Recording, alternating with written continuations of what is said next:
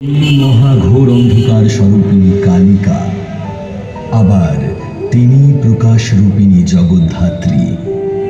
তিনি সত্য, রজ ও তম। দেবীর অনুকম্পা প্রার্থনা করে মহর্ষি দুর্বাসা যজ্ঞ করে লাভ করলেন এক দিব্য মালা। সেই মালা যে ধারণ করবে সে হবে অজেয়। ত্রিদেবীর মতানুসারে দুর্বাসা ঠিক করলেন সেই মালা দেবরাজ ইন্দ্রকে দেওয়া উচিত। ইন্দ্র, যিনি বর্ষা ও ফসলের দেবতা, তার প্রতি মানুষের যজ্ঞে ও পূজায় তার অহংকার বৃদ্ধি পাচ্ছিল উত্তরোত্তর। মহর্ষি দুর্বাসার বিজয়মাল্য লাভ করে তিনি তা তাচ্ছিল্য ভরে পরিয়ে দিলেন তার বাহন ঐরাবতকে।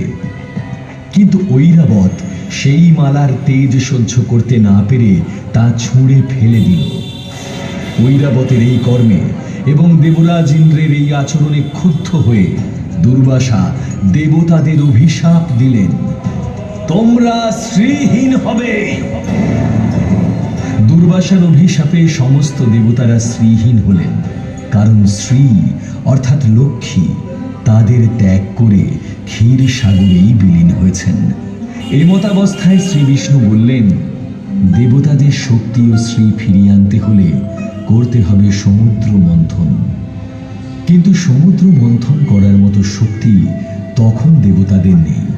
তারা একক প্রচেষ্টায় ক্ষীর সাগরের জলে মন্থন করতে পারবেন না বুঝতে পেরে যখন সমস্ত আশা ত্যাগ করছেন, দেবাদিদেব উপায় দিলেন, এই বৃহৎ কর্মযজ্ঞে শুধু দেবতারা নয়, দৈত্যরাও অংশগ্রহণ করবে।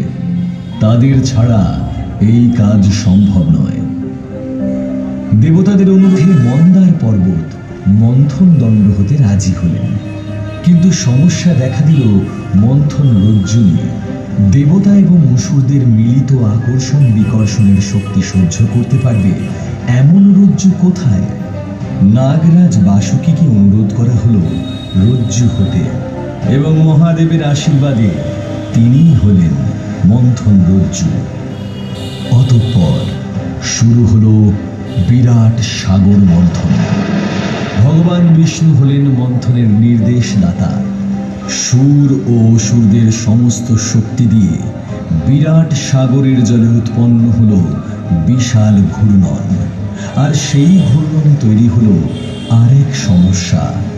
মন্দার পর্বত ধীরে ধীরে ডুবে যেতে লাগলেন সমুদ্রের গর্ভে, এবং তাতে মন্থন ধীর হতে লাগল। অতঃপর ভগবান শ্রীহরি ধারণ করলেন তার দ্বিতীয় অবতার, কূর্মাবতার। এক বিরাট কচ্ছপের আকার ধারণ করে তিনি মন্দার পর্বতকে তার পৃষ্ঠে স্থান দিলেন, এবং মন্থন পুনরায় শুরু হল। আর তারপরে সমুদ্র থেকে উঠে আসতে লাগলো এক একটি করে দুর্লভ বস্তু। চন্দ্রদেব, কল্পতরু, পারিজাত, কামধেনু, উচ্চৈঃস্রবা, ঐরাবত, নানাবিধ রত্ন, মণি, মাণিক্য, অপ্সরাগণ, দেবী বারুণী, কৌস্তভমণি, পাঞ্চজন্য শঙ্খ, কৌমুদকী গদা এবং দেবী লক্ষ্মী। এইসবে উৎসাহিত হয়ে আবার চলল সমুদ্র মন্থন। তবে এইবার এক গভীর সংকট সৃষ্টি হল অতিরিক্ত তেজে মন্থনের কারণে। নাগরাজ বাসুকীর শরীর থেকে নির্গত হওয়া বিষ সৃষ্টি করল কালান্তক গরল হলাহলে, যার প্রভাবে সমস্ত সৃষ্টি, দেবতা এবং অসুররা ধীরে ধীরে স্তিমিত হয়ে পড়েন। সৃষ্টিকে ধ্বংস হওয়ার আশঙ্কা থেকে মুক্ত করতে ব্রহ্মা দেবাদিদেব মহাদেবকে অনুরোধ করলেন, এবং ভোলা মহেশ্বর তার অনুরোধে পান করলেন ভয়ঙ্কর কালকূট বিষ, যার ফলে তার কণ্ঠ হয়ে গেল নীলবর্ণ এবং তার নাম হল নীলকণ্ঠ। বিষের প্রভাব মুক্ত হয়ে পুনরায় মন্থন করার পর অবশেষে সমুদ্রের বুক থেকে উঠে এলেন ধন্বন্তরী। এবং সঙ্গে উঠল পরম বস্তু অমৃত, যা পান করলে অমরত্ব লাভ করবে যে কেউ। কিন্তু অমৃতের ভাগ পেতে দেবাসুরদের মধ্যে শুরু হলো প্রবল সংগ্রাম। অসুররা তখনও দেবতাদের চেয়ে বেশি শক্তিশালী, অতএব তারাই অমৃত ছিনিয়ে নিল। তাদের রাজা বলি বললেন, অমৃতের ভাগ আমরা দেবতাদেরকে দেব না।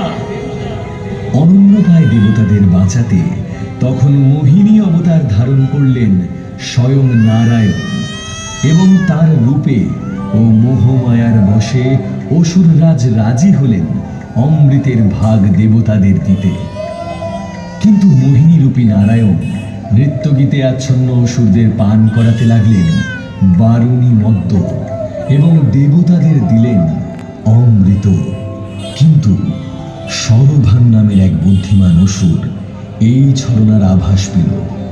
সে দেবতাদের রূপ ধারণ করে অমৃত লাভের আশায় স্থান নিল দেবতাদের মধ্যে। মোহিনী যখন তাকে অমৃত পান করাচ্ছে, তখন চন্দ্র ও সূর্য তার পরিচয় প্রকাশ করে। সরভানু অমৃত পান করে পলায়ন করতে সচেষ্ট হন, কিন্তু নারায়ণ তার সুদর্শন চক্র দিয়ে সরভানুর শিরচ্ছেদ করেন। তবে অমৃতের কল্যাণে সরভানুর মৃত্যু হয় না, তার শীষ হয় রাহু এবং শরীর হয় কেতু। কিন্তু এই ছলনার প্রত্যুত্তরে অসুররা আবারও দেবতাদের বিরুদ্ধে শুরু করে চিরন্তন যুদ্ধ। সে যুদ্ধ আলো আর অন্ধকারের, সে যুদ্ধ মায়া ও মুক্তির, সে যুদ্ধ মহামায়ার লীলা।